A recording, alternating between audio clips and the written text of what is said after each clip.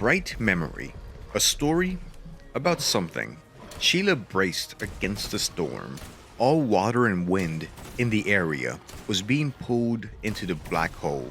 She was racing against the clock, using her high-tech SRO electromagnetic equipment and grappling hook to reach the center of the singularity, blasting and slicing her way against the armed soldiers resisting her and ancient Chinese warriors lost in time. A story about something, I think. So I wanted to mix things up a little bit, and the trailer for this game caught my attention. Something about the Dark Souls style boss fights with dodge mechanics, the over-the-top set pieces, maybe the short runtime or the cheap price. But anyway, I decided to mix things up a little bit and check this game out. And I have to say, it does make an impression. Within the first few minutes, Sheila is at a hotel watching Chinese New Year fireworks go off in the distance, receives a call, hops into a jet, activates a warp engine, makes her way to the black hole, crashes after a surprise QTE section, and then the game proper starts. We get the basics of gunplay, but only after a few enemies, the game is already introducing new mechanics. Do you know how to shoot? Okay, here's the deflect mechanic, the melee combat, the armor system, and how to juggle enemies. And now you can practice all of this on the second enemy type. And right after that, you get a double jump on the first jump in the game, contrary to what every Metroidvania has taught me to expect. Usually, the double jump is one of the first traversal pickups you get in the game. In Bright Memory, you get it right from the get-go. Why wait? This entire game feels like a longer experience cut down to the bare necessities and the set pieces needed for an action game. It feels like eating a burger with no bread and all meat.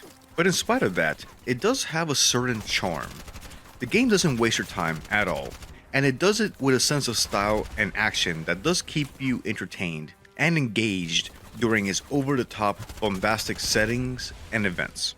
And I was a tad surprised with this game. While it's not a great game, it is a game that does its own thing, tries something different, and I appreciate that. I did end up having a lot more fun than I should have with this game. Maybe it's just because I haven't played a shooter in a while, but I did end up wondering what this game would be like if it was longer. So let's get the quick story rundown out of the way. You're Sheila Tan. It's Chinese or Lunar New Year's. You're somewhere. Someone gives you a call.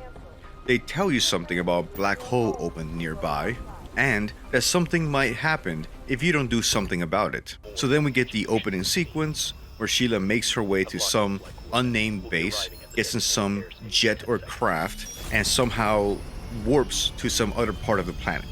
Afterwards, we get a series of combat encounters. At some point, some guy is introduced towards the end, and it looks like he's being set up to be the main antagonist. But he does nothing in the plot, making me wonder why introduce him at all. Though I do think he was maybe an antagonist in the previous game. Fortunately, the pace of the game is so fast that it makes it hard to even notice that there is no central antagonist in the game. In fact, you'll finish the entire game and not even know why this black hole is on Earth or how it got there. Sheila fights her way to the black hole, where she encounters the guy I mentioned earlier. She drops an hourglass and wakes up in her bed. That's it, seriously. The game does not have a story, at least in the sense of the three-part story arc that we usually see in narratives. And nothing is explained. Honestly, the game is just a series of set pieces. Okay, so what are you doing in the game? I've mentioned the melee, deflect, juggling, and the gunplay. Before long, you'll also be introduced to a wall run mechanic that you'll probably never use. I only used it once during the campaign, but it is cool that it's there. Sheila also has access to a grappling hook that's mostly just used to traversing to the next area in the linear stages, but it does have some pretty cool cinematic moments.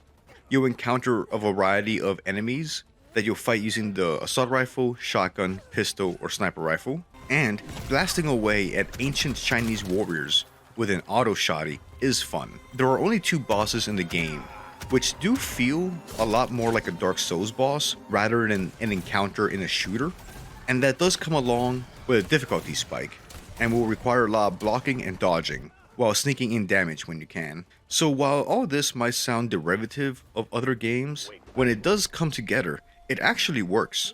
The spectacle, the over-the-top weapons with elemental alternate firing modes, the sound, the visuals, the setting, the rain, along with the wacky outfits you can get for Sheila, does actually make for a fun game where it's a joy to move around in and shoot everything you can see.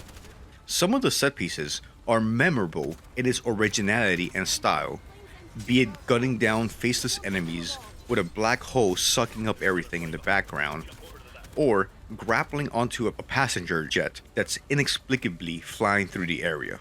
The boss fights can be a lot of fun as you're dumping explosive ammunition into ancient, mystical warriors trying to wear their armor down, and then follow up with a flurry of melee attacks from your energy sword, all the while Sheila is in an outfit not at all appropriate for the setting. But that's when the game really shines in its sleek absurdity, when you're using the alt fire to deliver explosive rounds, blocking and deflecting bullets with your sword, juggling enemies in the air, dodging around the area, suspending your enemies in the air, only to take them apart with a shotgun. The game gives you all these options on how to attack the enemies. That does make you feel like you're some sort of super spy in a trailer for some movie. The game goes for thrills and styles, and sometimes it delivers exactly that. There's not much more to say about Bright Memory other than it sets out to do one thing, and it does manage to do that one thing well. It gives you a concise, tight, neat action experience that is really just an excuse to create an action setting and a series of set pieces. I do hope the developer stays in the game, and I'm curious what else they'll produce. They definitely have some very original ideas that were combined into a unique, short package. The game's only 2 or 3 hours long. I picked it up during a Steam sale, so I do feel I got my money's worth, but your mileage might vary. I think I was just craving something simple and fun. But that's all I have to say about this game for now. What do you think? In the eternal debate between style and substance, which do you think leads to a better game? Thank you very much for watching. Take care, be well, and later. And be sure to like and subscribe and all that.